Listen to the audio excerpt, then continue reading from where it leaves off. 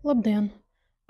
Mani sauc Jekaterina, man ir 23 gadi, un man ir diagnostēta šizofrenijas parastā forma.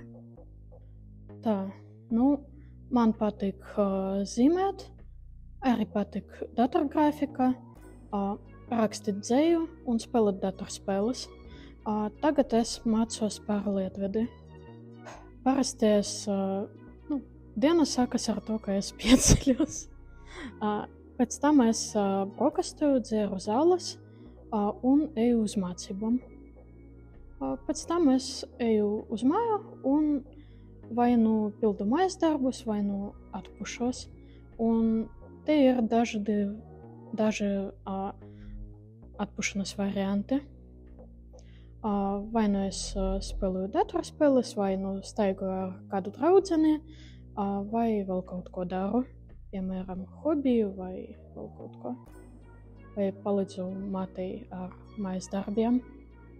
Kompleksa sajūta, kas ir atkarīga no dažādiem faktoriem.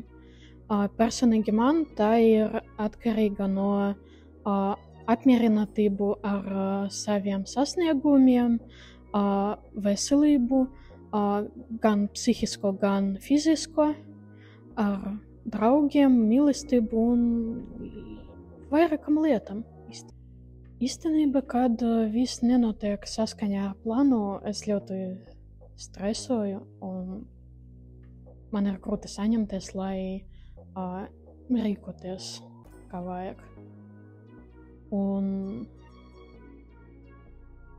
es gribētu, lai es neietraucētos tik daudz, ja kaut kas nav pareizi. Vairāki cilvēki domā, ka cilvēki ar manu diagnozi ir maniaki vai vegetatīva stāvokli vai vispār neprot komunicēt ar citiem. Bet man liekas, ka kopumā es esmu parastais cilvēks.